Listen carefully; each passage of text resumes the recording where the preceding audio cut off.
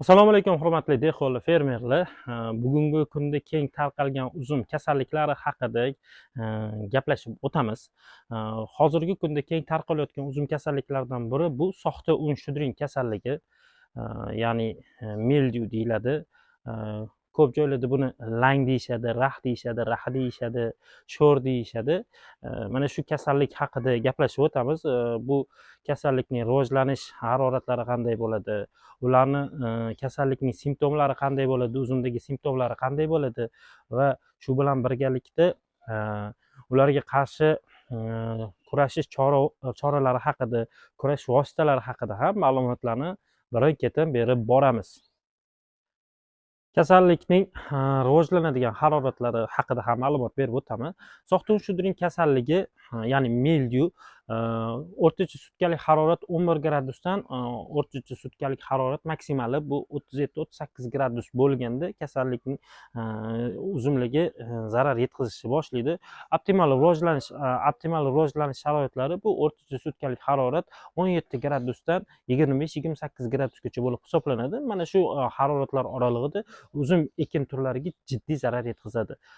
Xo'p, ana endi qo'shimcha ma'lumot sifatida aytib o'tib ketaman. Havoning nisbiy namligi 60 gradusdan yuqori, 60-70 dan 90-100% gacha bo'lganda bu kasallik uchun komfort sharoit bo'lib hisoblanadi va jiddiy zarar yetkazishni boshlaydi. Endi mana shu haroratlar oralig'ida o'sha o'rtacha sutkalik harorat 11 gradusdan 37-38 gradus oralig'larida uzum ekin turlarini kasallikni simptomlaridan doimiy tarzda kasallik simptomlarini doimiy kuzatib borib, doimiy monitoring ishlari olib boriladi. Bu bizaga qo'shimcha ma'lumotlarni berishi, kasallikni aniqlashi imkoniyatlarini ko'rsatib beradi.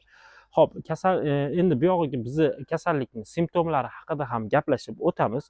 Kasallikning simptomlari qanday bo'ladi, qanday kuzatib boriladi u simptomlarni, qanday belgilari bor, mana shu belgilar kuzatilganda qanday choralar ko'riladi, mana shular haqida ham ma'lumotlarni berib yoritib o'tamiz.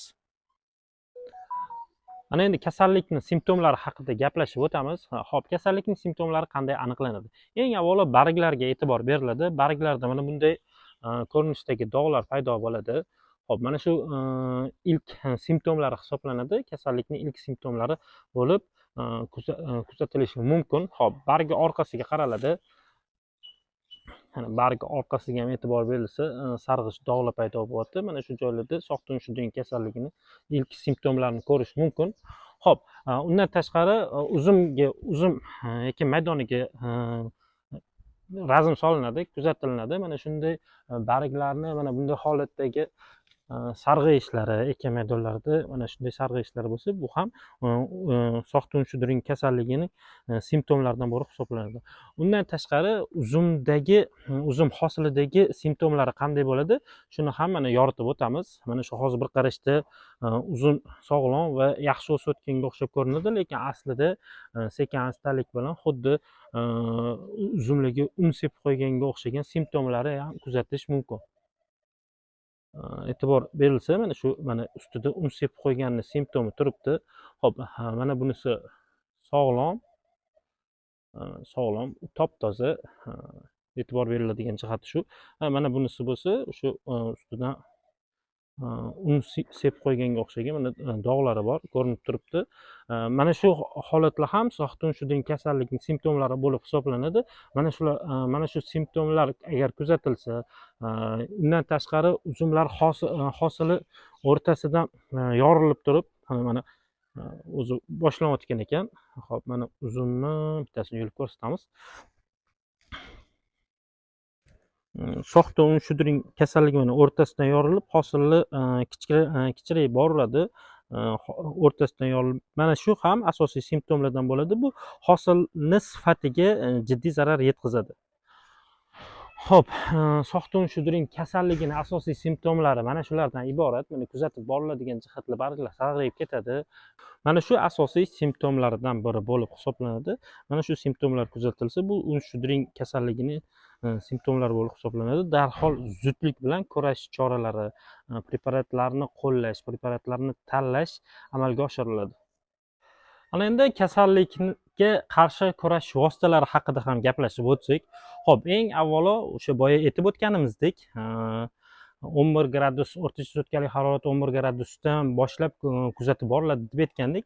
Ana shu jarayonlarda profilaktik kurash choralari qo'llash mumkin bo'ladi. Bunda biopreparatlardan foydalanish maqsadga muvofiq bo'ladi. Mana shu jarayonlarda organika biofungitsidini sepib qo'yish yaxshi himoya qilish profilaktik tadbir sifatida hisobga olinadi. Hop, ana endi kasallikni ilk simptomlari ko'rinishi boshladi. Kasallikni ilk simptomlari ko'rinishi boshlaganda qanday choralar ko'rish mumkin?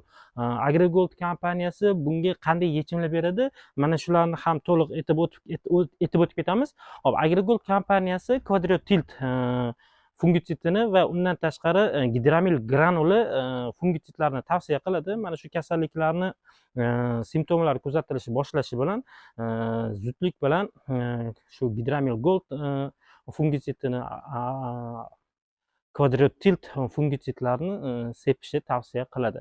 Mana shu fungitsidlar bilan, mana shu biofungitsidlar bilan kurashish choralari samarali, muvaffaqiyatli amalga oshiriladi. Shu bilan bugungi beradigan ma'lumotlarimiz shulardan iborat. Bizlarni kuzatishda davom etinglar. Xudo xolisa yana ham bundan ham yaxshi ma'lumotlarni berib o'tamiz. Bundan keyingi qiladigan videolarimiz maksimal darajada dehqonlarimiz uchun, fermerlarimiz uchun, undan tashqari klasterda faoliyat yuritadigan qishloq xo'jaligi xodimlari uchun manfaatli va foydali bo'ladi degan umiddamiz. Maksimal darajada kerakli ma'lumotlarni berib o'tamiz.